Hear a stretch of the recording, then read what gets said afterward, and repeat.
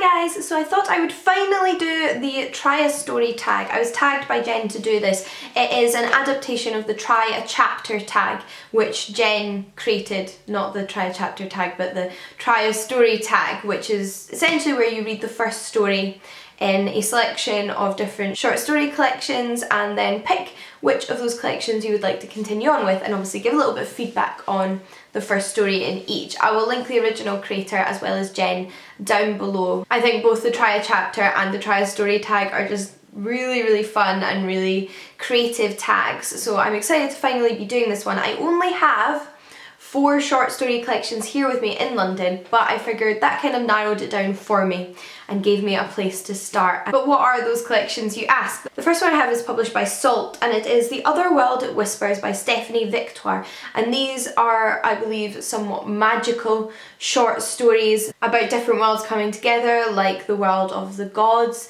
the fairy realm, those kind of things meshing with the real world. It mentions a story where a woman makes a deal with gods and goddesses in order to bring a slanderous town down to its knees. A man who has lost everything finds himself in the graveyards of Paris. So I'm imagining also the world of the dead. Lots of different little intertwinings there, and it sounds really weird and magical, and I'm looking forward to trying a story in this one. We then have How Much the Heart Can Hold, 7 stories on love, published by Sceptre, which are an imprint of Hodder. And this is a collection of stories all by different authors, each story inspired by a Greek myth, and they're all about love. So Greek myths, I'm there, I'm ready, I'm willing. We then have American Housewife by Helen Ellis, and this is published by Scribner.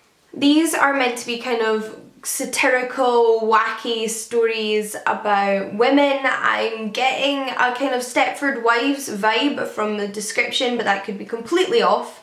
We'll have to see once I read one of the stories what they're really like, but it has a recommendation from Margaret Atwood on the front, which I'm all about, so really excited to try one of these. I then have on my Kindle Dreams of Distant Shores by Patricia A. McKillip, which are fantasy short stories. Patricia A. McKillip is a very famous classic fantasy writer, and I've been meaning to read her stuff for a while, so I think trying one of her short stories will be a good introduction. But I'm going to go and read 4 short stories from these collections, then hopefully find some slightly better lighting and come back and let you know what I thought of them. Somehow it's too sunny for me to film. I don't know what's going on, but I've managed to read the first stories from both of these so far, but I do need to go out in a minute, so I'm probably going to read the other 2 this evening and get back to you. For you, it'll be like no time passed. For me, it's going to be a few hours, but before I go, I thought I'd let you know what I thought of both of these. Let's start with The Other World It Whispers. I really liked the first story in this. It was quite creepy, actually. It was about a little boy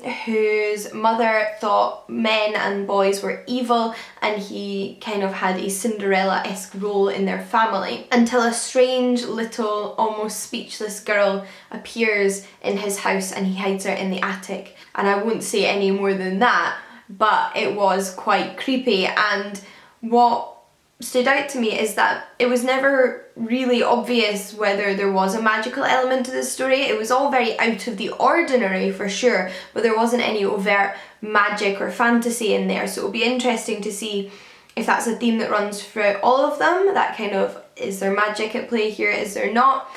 But regardless, her prose were very magical in the sense I felt like I was in another world when I was reading this story. I thought she was a very beautiful writer, and yeah, I'm really compelled to keep going with this one, but obviously I haven't done all 4 yet, so we'll have to see. The next one I read was the first story from American Housewives, and the first story in this is about 4 pages long, so it was really hard to get a sense for the collection, except for surreal, which is the word that Margaret Atwood uses on the front here to describe this collection. And I would completely agree based on the first story that it was quite surreal. It was kind of like a little mini stream of consciousness from housewife, just over the course of 4 pages, just going about her day? I don't know, there wasn't really any clarification on the time, but I imagine about a day's worth of thought. in those 4 pages, well, condensed down obviously. And it was really strange and really surreal, but I did enjoy it. It was quite fascinating because of that. I really don't know what to expect from the rest of the collection. I wonder if there's any much longer ones. So yeah, there's some that are more like 30 pages, and I think that'll give me a better idea of the collection as a whole. It was really hard to get a feeling from it from that first one, except for perhaps intriguing. So it's actually the next day and I'm currently studying. I'm writing an extract for a conference paper and applying for some funding, so lots to do today. But last night I did manage to read the first story of How Much the Heart Can Hold, 7 Stories on Love, and I thought I would not let my greasy hair prevent me from telling you my thoughts on this whilst they were still reasonably fresh in my mind. So this one, like I said, is by lots of different authors, and the first story is by Rowan Haseo Buchanan. And although these are all short stories about love, they each take a different word, lots of the words being from, say, ancient Greece, that mean different types of love, and write a story about that type of love. So the first one's actually about a French word, whereas I've flipped through and most of the other ones are about Greek words. So the first one is from a French term which means a type of unrequited love, and it's about a husband and wife, and something's happened in the relationship and the wife struggles with mental health problems that manifest themselves as quite a severe eating disorder, and it's about that relationship, and it's very uncomfortable to read and quite disturbing in moments. It kind of made the hairs on my hands stand up, if that makes any sense. It was difficult to read, and it very much reminded me of The Vegetarian by Han Kang, in fact.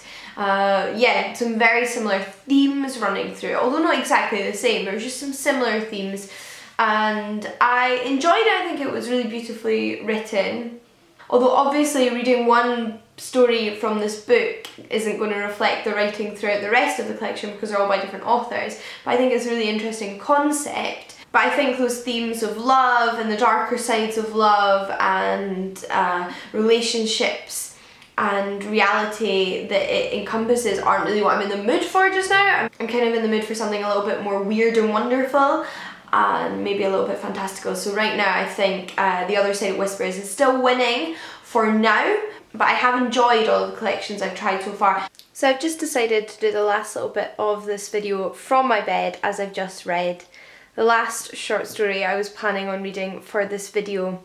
And what better time than to tell you how I felt than now when I'm about to go to sleep. So I read the first story in Patricia A. McKillip's short story collection Dreams of Distant Shores, which was called Weird, and this one was a little bit weird in that, sorry my hand hurts, I was expected to be full on magic, set in like a magical realm, which it's not. It's almost, is it magic, is it magic, is it magic, oh, something weird and fantastical is going on.